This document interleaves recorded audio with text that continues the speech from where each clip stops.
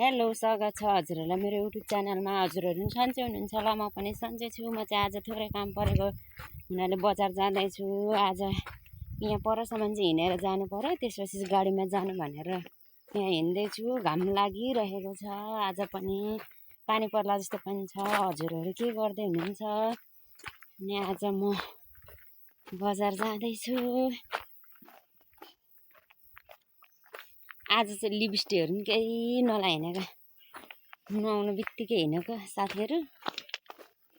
ल ब्याग पनि पो झरौ।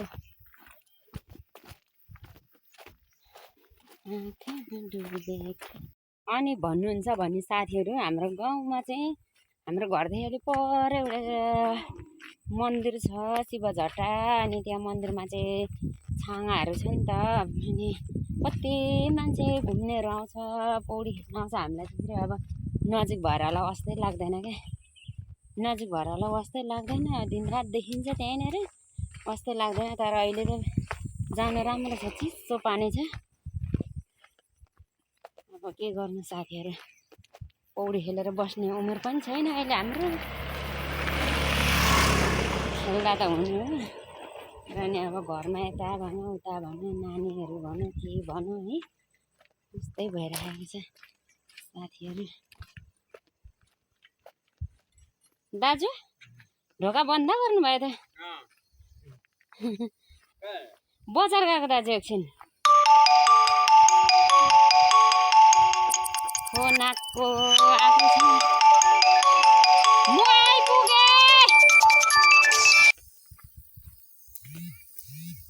यहाँ आइपुगिसके त किन फोन गरेको?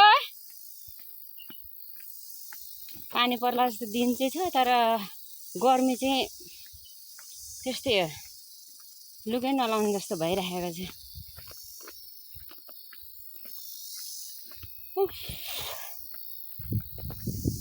हिँड्ने बानी पनि गर्नुपर्छ नि हो, कति गाडीमा मात्र हिँड्नु। गाडीमा हिँड्दा हिँड्दा हिँड्ने बानी हराउँदो रहेछ, के गर्नु। ओह्रालो हिँड्दा आजभोलि त मेरो त लास्टै खुट्टा घुँडा पो दुख्छ हौ, के भएको। कति फोन गरेको? अनि दाइजोक पर्तिर आइपुगिरहेको छु भनेको नि, खोइ कुरा बुझेको। हाम्रो चाहिँ आजको मौसम यस्तो छ है साथीहरू। उहाँलाई चाहिँ लिएर जानुपर्ने। कहाँ पो मन्जुश्री होइन? म पनि पहिले यसरी नै लान्थेँ सङ्गीतालाई। अनि हामी त क्याम्पबाट निस्केर अनि निगार पो खान्थ्यौँ। अचम्मै लाग्छ, कम्ता निगार खानु मन लाग्थ्यो नि, तर अहिले चाहिँ खान्नमा है, अहिले चाहिँ मन पर्दैन खानु। अब खोइ को नि त रक्रकी हुन्छ। अब यस्तो बेलामा त खानु मन लाग्छ अरे नि त, के त अरू चाहिँ खानु मन नलाग्ने। गयो अनि के खाजाहरू खायो, अनि फेरि निगार खान्थ्यौँ अनि आउँथ्यो। धानको बेडै साथीहरू, हाम्रो चाहिँ धानको बेड पनि राख्नु थाल्यौँ। आजभोलि गोरु पाइँदैन, tractor tongue tongue tongue tongue पारेर जोत्यो, राखिदिइहाल्यो धानको बेड। यहाँ पारि चाहिँ होटेल हो, त्यो सारङ्गा होटेल। ए साथीहरू, कसको भुवाइ छ यति राम्रो?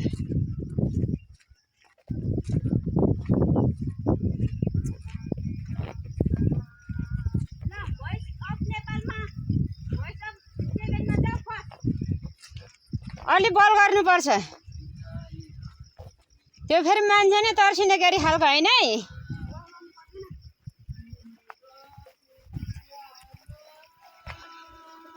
वाउ वाउ वाउ, हाम्रो चाहिँ कुलो पनि ल्याइसकेको छौँ साथीहरू, धानको बेड राख्नुलाई, धान रोप्नुलाई। ऊ यताबाट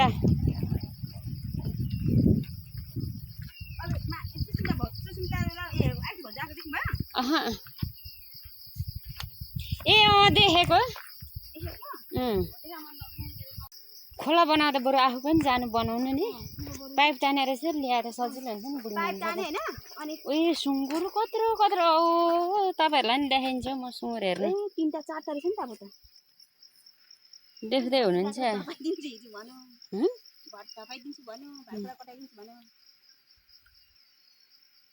सुँगुर हेर्नु न अब ऊ त्यो त झन् कत्रो हो ऊ त्यो खै जाउँ न ओह्राली पर शीतलमा आउन छिटो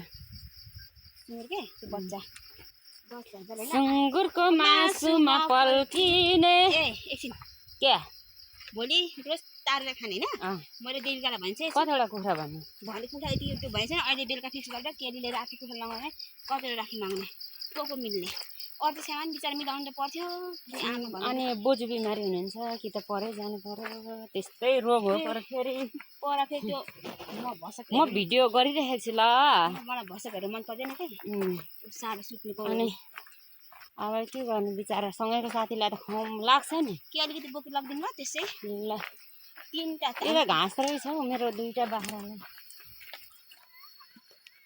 छिटो आऊ यहाँ बस्ने 3टा रिसाई हाल्यो के साथी सङ्गीता बाबु 3टा मिल्ने 3टा कतिवटा होला र कति होला र